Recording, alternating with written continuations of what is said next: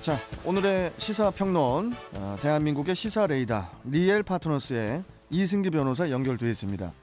자, 이승기 변호사님 안녕하세요. 예, 안녕하세요. 네. 자, 오늘 첫 번째 이슈부터 전해주시죠. 예, 오늘 이슈는 집값 폭등, 초과세수 61조 사상 최대입니다. 네. 자, 지난 13일 기획재정부가 지난 2021년 기준 결산 근로소득 세수를 발표를 했어요. 예, 총 47조 2천억 원이 이제는 근로소득으로 이제 거쳤다고 하는데요. 네. 현 정부 출범이 2017년과 비교하면 무려 이제 13조 2천억 원이 늘어난 그런 큰 액수입니다. 네. 4년 만에 거의 40%가량 늘어난 건데요. 우리가 보통 이제 유리 지갑이라고 하는 직장인들이 내는 게 바로 이 근로소득 아닙니까? 예, 맞습니다. 그 사업이나 이 장사를 하는 분들은 보통 이제 사업소득을 내고요. 근로소득은 말 그대로 이제 근로자가 내는 흔히 그러니까 월급쟁이들이 내는 세금입니다. 예. 이제 보통 근로소득세는 월급, 뭐 상여금 등 이제 근로소득에 부과되는 세금인데요. 급여에서 이제 원천 징수돼서 이제 지급이 되는 겁니다. 네.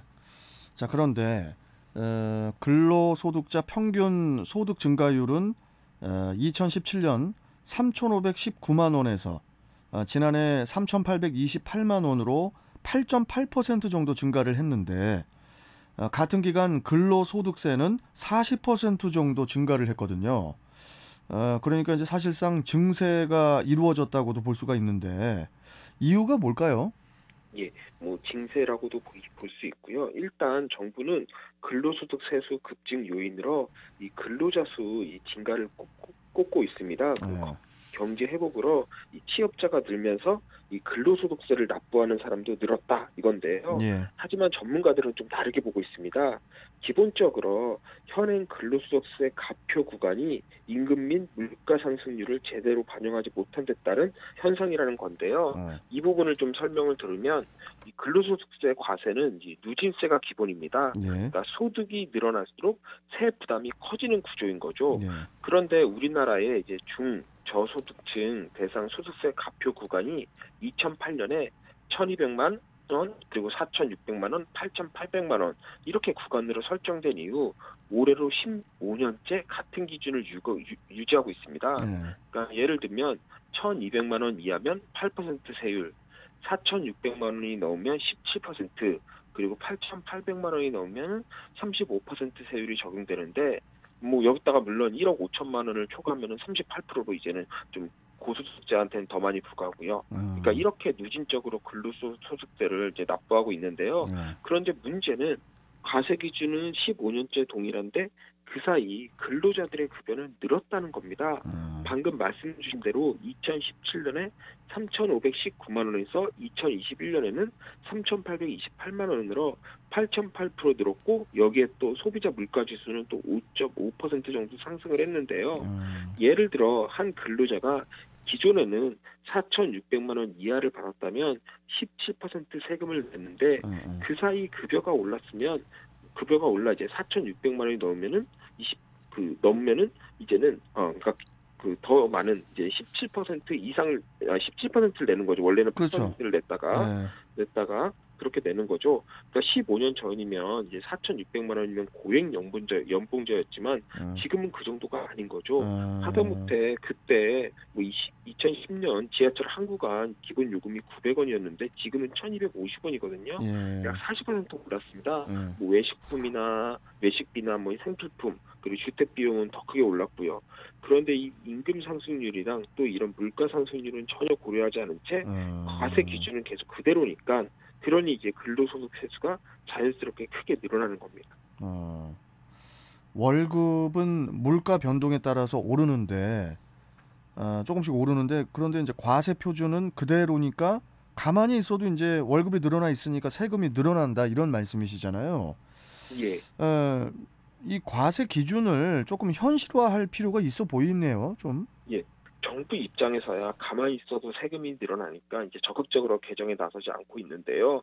이럴 때 좀 국회가 나서 좀 관련법을 개정해 줘야 되는 거 아닌가 이렇게 생각이 됩니다. 이제 예.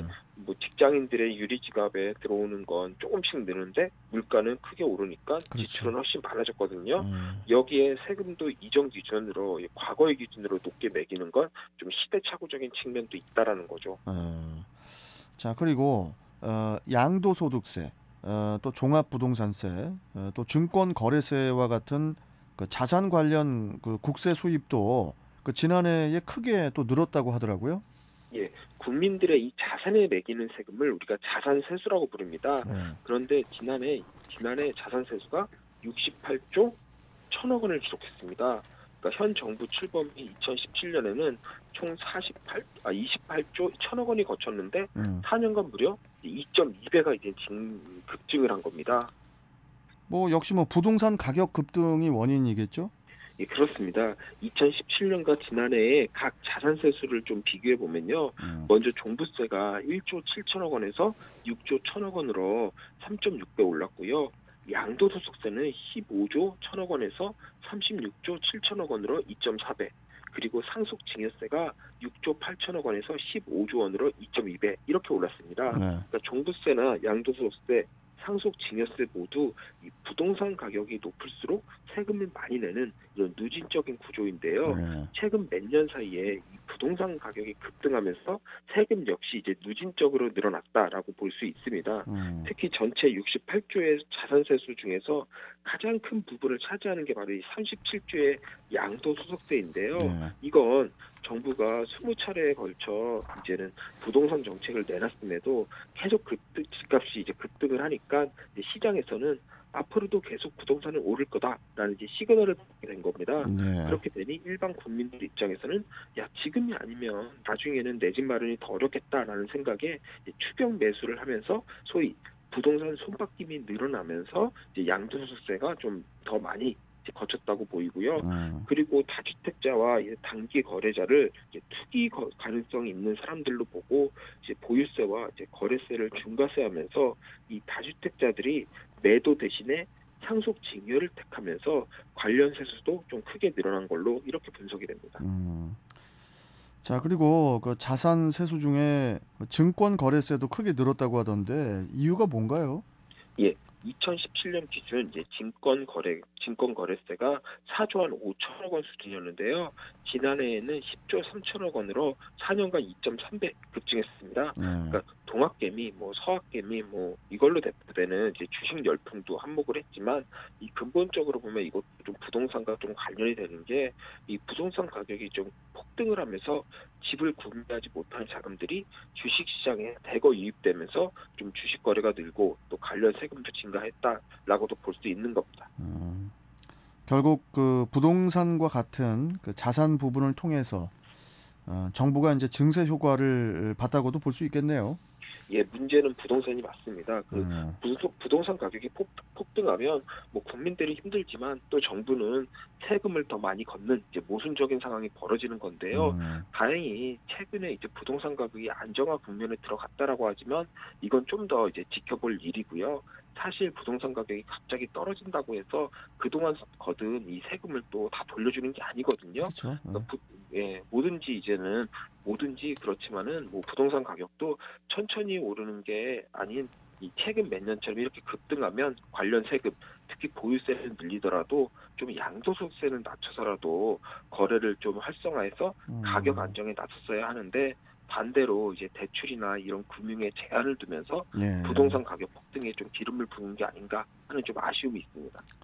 참 이 부동산 가격이 오르고 내리는 게 좀 이렇게 완만하게 천천히 이루어져야 그래야 이제 시장에 충격이 없는 건데 최근에 몇 년 사이 좀 급격하게 가격이 오르면서 각종 그 부작용이 아직까지도 시장에 악영향을 주는 것 같습니다. 예, 뭐 집값이 급등하는 것도 문제지만 또 갑자기 폭락해버리면 그만큼 또 국민들의 자산 규모가 대폭 축소되고 주택시장 자체가 붕괴되고 또 세수가 줄어드는 또 다른 측면의 문제가 발생이 됩니다. 이 말씀하신 대로 뭐든지 천천히 완만하게 오르거나 떨어져야지 이제 시장의 충격이 좀 적은 겁니다. 그렇죠. 참 이 부동산은 생물이라는 생각이 듭니다. 뭐 정치만 그렇죠. 뭐 생물이 아니고 부동산도 생물이라는 생각이 드는데 생각대로 잘 되지 않고 또 그때그때 계속 바뀌는 참 어렵습니다. 이 부동산. 예. 그렇죠. 예. 자, 좋습니다. 여기까지 오늘 말씀 듣도록 하겠습니다. 고맙습니다, 변호사님. 예, 감사합니다. 네. 자, 시사평론가 리엘파트너스의 이승기 변호사와 함께했습니다.